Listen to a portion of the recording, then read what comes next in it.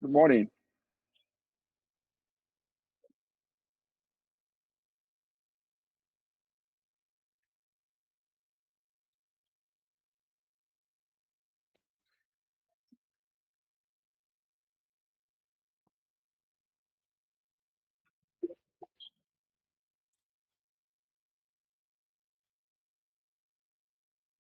Thank you very much. I'm happy to be here.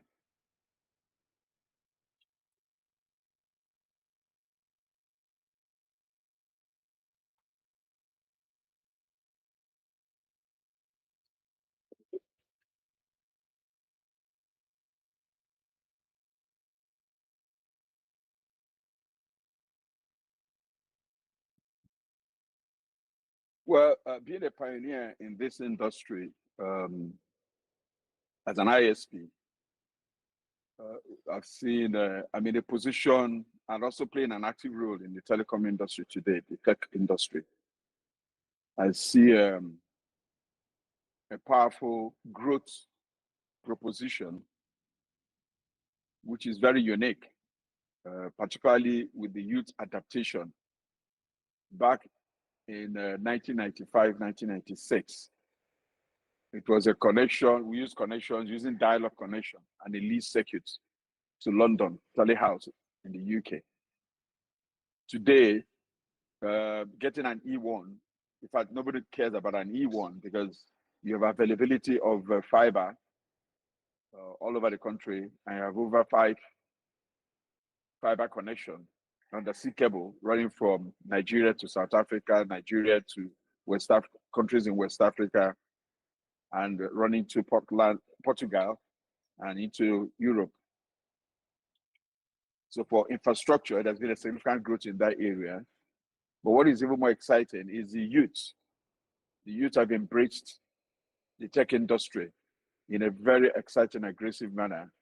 So the future is definitely very bright for an economic growth coming from that niche area. There's a lot of boom in local content.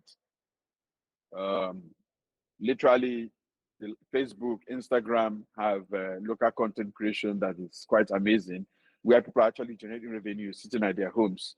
For instance, we're having this conversation. I'm in Amachara in Abia State, in my village, and that's where I live. And while you're far away in Lagos, to have achieved something like this 15 years ago would have cost quite a lot. A lease circuit in 1996 cost us $200,000 a year. And we're doing this at peanut price, even though price will continue to drop as we go further to encourage a lot of people embracing it. We're no longer at the enthusiastic level now. We're at the level where people are directly involved and enjoying global attention. Content is no longer being downloaded as it were. Nigeria now has significant amounts of content which we are uploading. So the market has become far more robust than it was when we started, and it will continue to grow.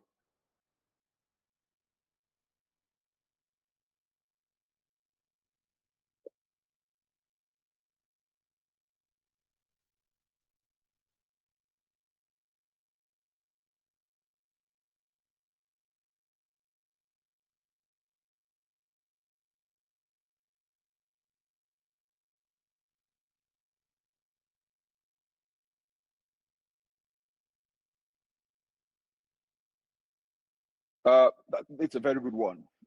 It's a very good one. The first one that comes to my mind is the global competitiveness and the influence we have as very active players in the industry. The global competitiveness in the nature that we have in-house or Nigerian-grown organizations that have identified with international markets and are very well recognized. Jumia comes to my mind on the e-commerce side. Flutter Wave comes to mind on the FinCon side. Star, I think that's what's the name of this one, Star Pack or whatever, come to mind. A lot of fintech initiatives. of global presence, and they've raised billions and billions of naira or $2-3 billion in market valuation, which is very good. What is also very important is to look at the sovereignty, the economic and sovereignty nature for our country, particularly. If we have homegrown content that we push out there, we have opportunity to speak when the international organizations come together, whether it's a conference or an exhibition or a meetup. We have a presence and we're recognized. And because of our presence and our homegrown technology out there in the marketplace, the global players are not interested in partnering with Nigerian companies, either acquiring or investing directly, making the market a lot more robust than it were. For sovereignty particularly, I see data protection as a key area in data protection, privacy issues for users, and concept management as areas where the government needs to pay a little more attention on. That's in terms of regulation. That's very important to further enhance the market. There's a yeah, go ahead.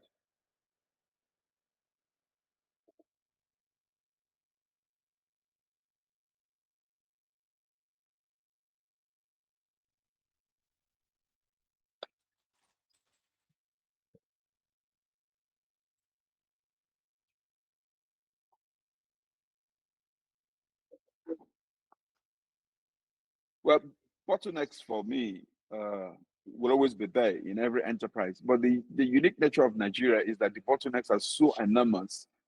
And even with the bottlenecks, Nigerians continue to thrive and continue to create industry when that is done. If you take power, for instance, electricity, renewable energy is playing a big role. Solar panels are becoming more available, they're becoming cheaper.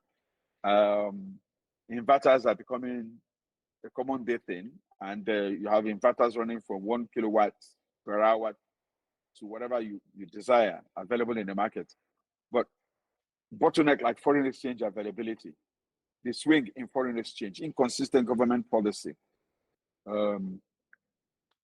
create challenges in the marketplace for those who want to play in it to aggressively come in. The challenge I also see is creating monopolies of organizations that do not deserve it. If you create a monopoly of a Nigerian organization, we can understand that. But when you create a monopoly of a foreign organization investing in our market and making it difficult for Nigerian players to participate, it just bothers one. So the bottlenecks are not only in the limitation of the economic capacity of an individual, a young entrepreneur getting into the market. The bottlenecks that should have been controlled by the regulatory agency, that are not being controlled by the regulatory agency. Let me give a little hint. We have a major player in the GSM that has a former NCC chief executive on the board. We have a former chairman of FIRS on its board. We have a former central bank governor on their board. That is wrong. That is wrong. And the organization already commands over 51% of the GSM, the telephoning, the internet in the marketplace. And Nigerians barely have a significant amount of shares in the organization. And yet we have people who have led prime niches of government and who form government policy, driving, sitting on the board of these organizations. It is just wrong. It is outrightly very wrong. And the regulatory agencies to look into it. What will happen to smaller players or other players that are indigenous in the same marketplace? They have the same opportunity. That's part of the problem. So inconsistency in a regulatory pattern, or people being favored against others. I see that as a big challenge.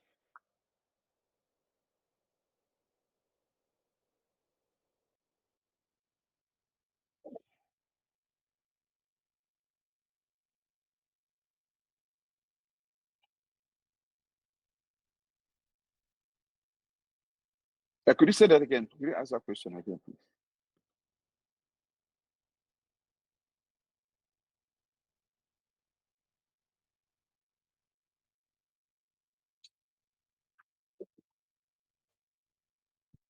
How can Nigeria do what, please?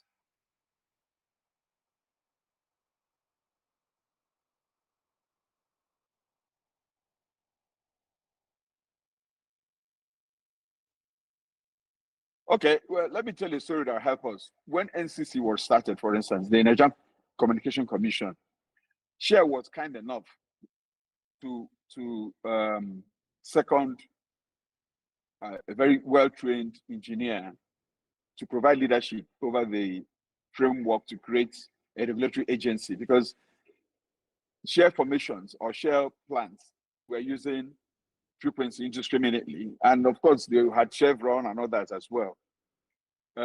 International organizations from time to time give grants, provide donations. Now, it's the responsibility of our government to encourage that in such a manner that it's transparent and it's a level playing field for everybody. The global players recognize the capacity of our youth. We have an aggressive, hungry youth desiring for both education, desiring for skill development, desiring for improvement in their livelihood, passionate to create wealth, passionate to create industry. They can be hamstringed where their opportunities are not available for them to engage and develop their niche market or their niche industry. That becomes a limitation in itself, if I understand your question very well.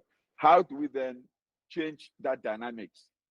We change that dynamics by making available grants to the system, making aggressive grants to the system, to the youth who want to develop the niche market. I had said earlier on that what I want to see is CBN telling the 5 big banks in Nigeria that they must provide funding for startups, that they must provide funding for meetups, for hackathons, for entrepreneurs that have used local content.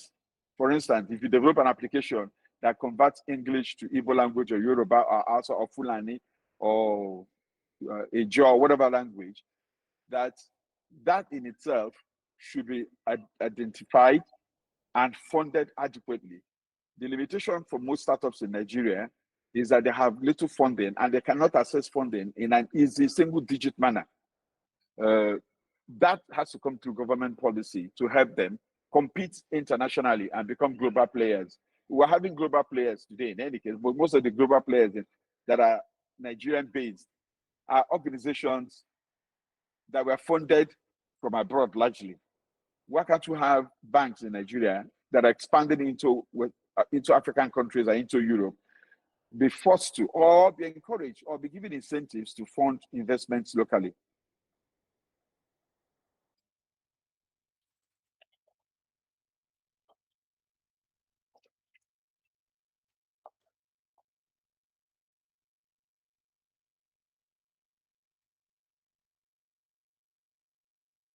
I really don't know whether they can hear me very well because I have a problem hearing you, your questions. Yes, yes.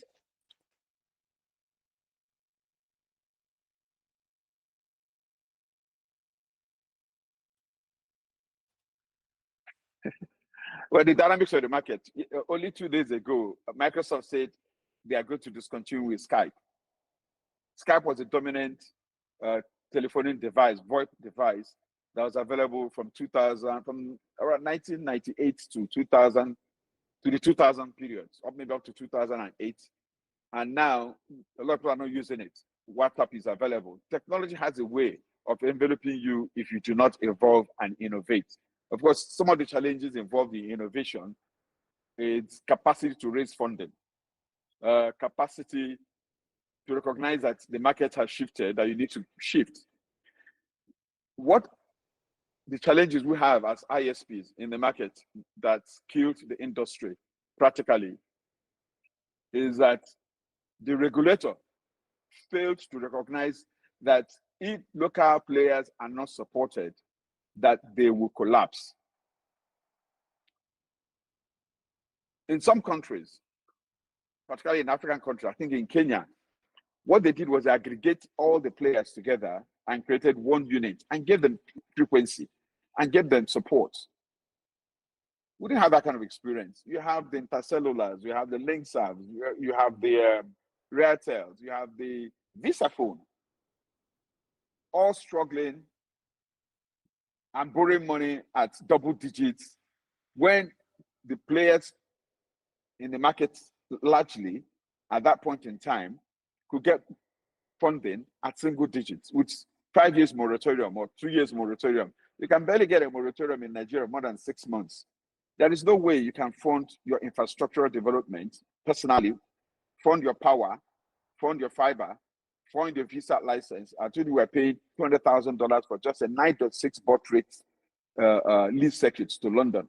Imagine when you use a visa to pay for the visa license was over 20 million back then. And it was only one location. And if you had 2 locations, you paid 40 million.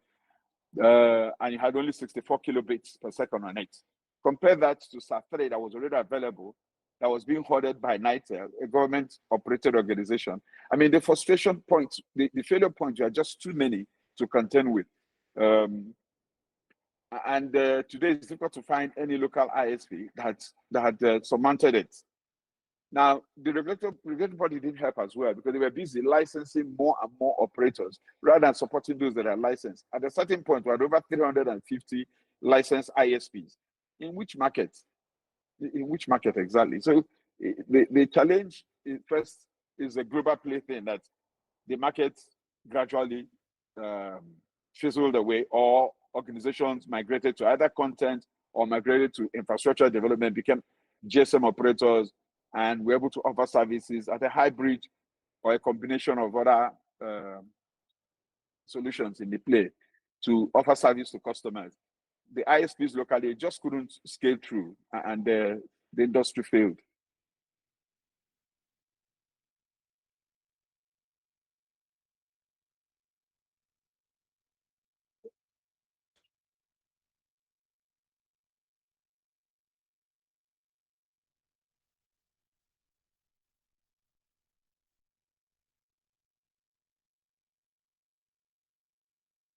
Well, that's a good one. The first one that comes to my mind is the domestic data hosting our data locally in country. That's very important. Next one is ensuring that the data centers have international standards and have an Olympic performance. They are the best. And to measure that, you have the ISO 27001 to secure that, and tier 3 or tier 4 data centers to ensure the robustness, reliability, the redundancy that is required in play. We have a few of them now in Nigeria. Most of the big data centers, 5, 6 of them in the country, have ISO standards. The other one is the regulation, the Nigerian data protection regulation. I think there's a law that has already been passed, and the organization, Nigerian Data Protection Commission, headed by Dr. Latunji, he's doing a fantastic job. He's a pioneer. I mean, he's done tremendously very well in ensuring data protection, user privacy, and consent management to robustly strengthen the capacity of data protection in the marketplace for users and for the public sector.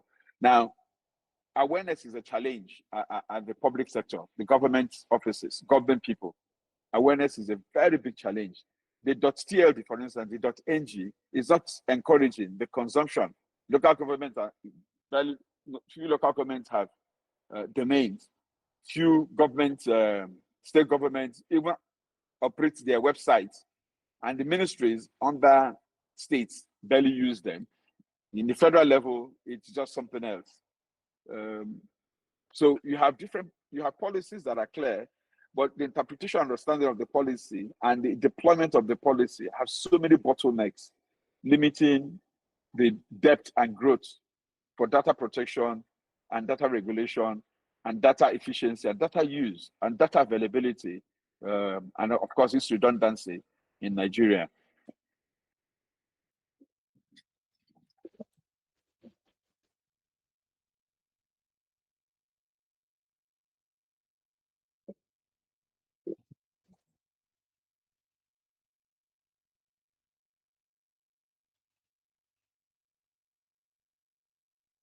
Well, for the urban area, clearly we have 5G in a lot of the big cities today, which is pretty good. In the rural area, so first and foremost, infrastructure limitation. You have in some places 3G, in some places 4. Starlink solution is beautiful, is available today in all parts of the country, but it's expensive. So I think USPF needs to come into play. USPF is the body that NCC funded largely, in which they're supposed to use part of their funding to help develop the markets. Are they doing so? Yes, they're doing a lot in the schools area, but they could do more beyond just the schools, beyond the secondary schools, providing internet facilities, computers for the schools. They should start funding independent operators in the industry. I see technology as an evolving thing. There needs to be some level of skills development in AI today, but most importantly, there needs to be more learning in machine learning. There needs to be more education, more teaching, more exposure for our youths in machine learning so that they can develop artificial intelligence applications. Processing power is important, which means a lot of power, electricity is required. Now, do we have the processing power in-house? It's for the private sector and the public sector to increase the power generation for data centers, but data centers are going to start using a lot more power if people start writing applications for machine language. Now, if a guy in education, a teacher in education, for instance, the way I see it's augmented reality, things like augmented reality, things like AR.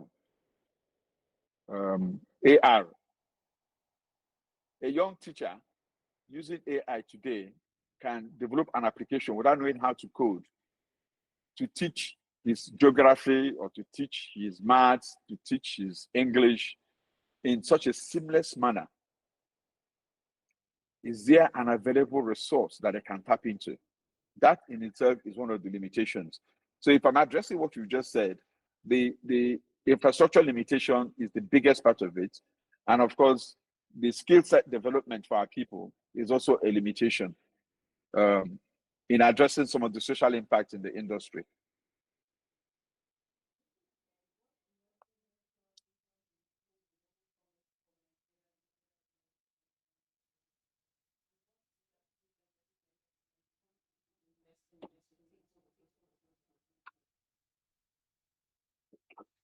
Well, cloud is one of the big ones.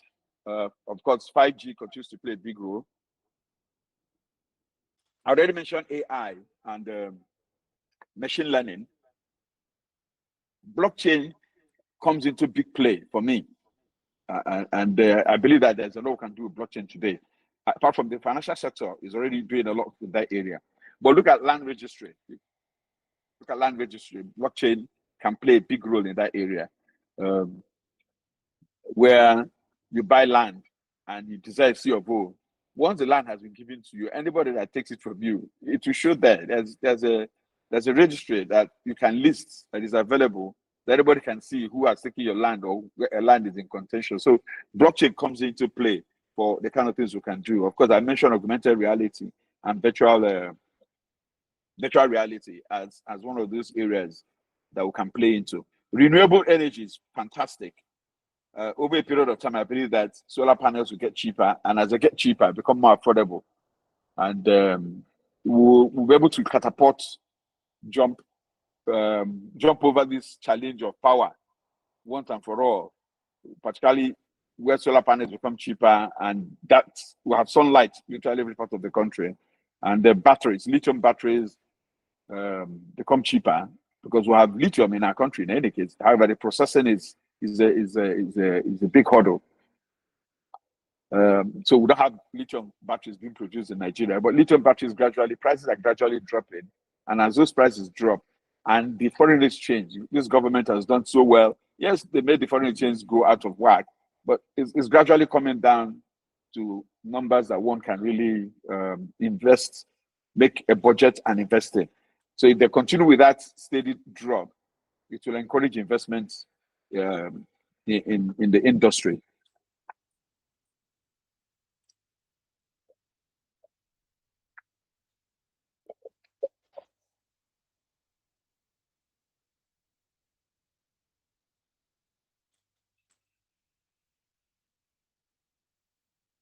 Well, these are three unique strengths, in my view. The private sector, the entrepreneur, and the educational institution. They all have their unique strengths. And those strengths, when combined, can be profound in helping create unique niches for the tech ecosystem. And the tech ecosystem being an evolving system, of course, education is a primary in driving that. But beyond just education, homegrown solutions that can come from private sector or government-funded initiative, or from entrepreneurs, young entrepreneurs, it's a strength. It's a big strength. And a lot of the meetups that I see today drive that. We barely have enough hackathons that can encourage simultaneous concept products to be tested and evaluated on the spot and determine whether they are viable or not viable, and encourage young people to look at things rather than just kidnapping, particularly in the east part of the country today. But things that they can do on their own that can help them leapfrog away from poverty into a successful career for themselves.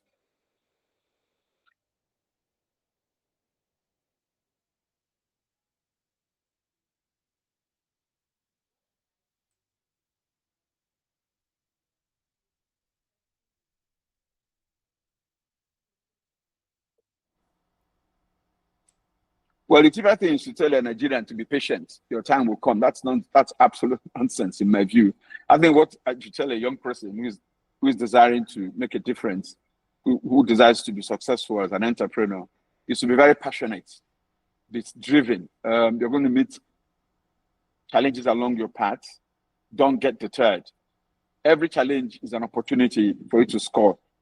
So if challenges come, embrace them and take them on. You definitely, once you're resilient, you'll overcome. Have a mentor. Have a mentor, and have as many mentors as possible, and evaluate them. But be focused on what you want to achieve. Don't give up. Don't give up. Nokia, for instance, started as a paper company. Nokia. Toyota started as a fabric company. Nokia makes phones today. Toyota makes cars today. IBM started at something, not a computer firm or not a mainframe organization. They started as a calculator. So, but they've changed. What is important is that you've remained focused and you're changing and growing and innovating as the market develops and as opportunities arise. Do your market research as aggressively as possible. Make sure you have a detailed market research that's done by you, not done by a third party, and learn the trade that you're involved in. Learn it sufficiently that you can speak on it. I love the way Aliko Dangote speaks about his products. When you're talking about cement, he tells you the price of the cement. He tells what is involved in cement. You talk about his refinery. That is a man who understands his business. You just can't fault him. He understands his business absolutely.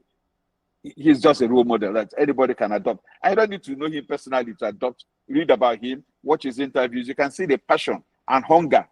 He's as hungry as a man starting business today. Another guy that I've seen so much is the guy that owns Coscaris. He's very passionate about what he's doing. So we have models in Nigeria that you can copy from. And I think those models are fantastic. People that you can emulate and who have been success stories and who you can copy and do exactly what they're doing and even do it better. If you had one message for policymakers, industry leaders, and what would you say? Well, the first one I'd like to say to Mr. President that thank you for bringing the dollar down and thank you for bringing price of a couple of things down gradually. We all got very scared earlier on, but you seem to know what you're doing. My confidence in you is that when you're governor of Lagos State, we made money from you while you are the governor of Lagos State. So we don't see why Nigerians shouldn't make money and be very successful and very happy with you as president. But beyond that, I believe that there are two organizations I like to take charge because of the sector, because of local content development, because of what this interview is about. I believe that NCC and USPF need to play a bigger role in encouraging entrepreneurs today.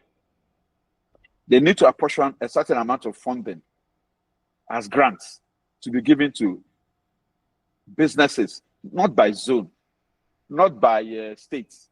Any successful business, any successful opportunity that is evaluated by experts should be encouraged and should be funded. They can become the big things. They can become Microsoft. They can become Oracle. They can become Tesla. They can become Starlink. All that funding that goes to USPF, providing for schools, they're very good. But beyond schools, fund our young entrepreneurs. The president can make that call. The other call is to CBN to make the call for them to provide additional funding through their structure to entrepreneurs as well, in forcing the banks that they supervise to ensure that Bank of Industry is fantastic. But that's not where we are. We're not there yet. These are small businesses that need 10, 15 million naira to get off the ground. Software application development, machine learning, which they can learn online easily. To help them, for those who have started something, to be funded. I believe that funding is one of the biggest challenges, and a level playing field. Don't say because I've given Abia State 10, let me give Lagos State 10. No, whoever has the skill set should be encouraged and should be empowered to do great things for our country. The opportunity is still very bright. Our young people are very aggressive. They want to learn. They want to grow. They want to make changes in their own time, and they should be encouraged by the government. Is there anything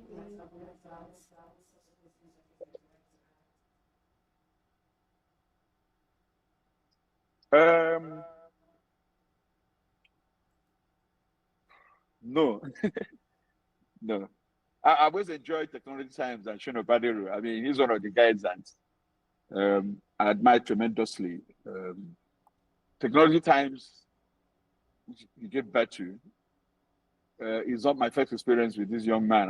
I believe that Shino has so much to give to Nigeria, and his transparency and his integrity is impeccable as a journalist. I find that very commendable.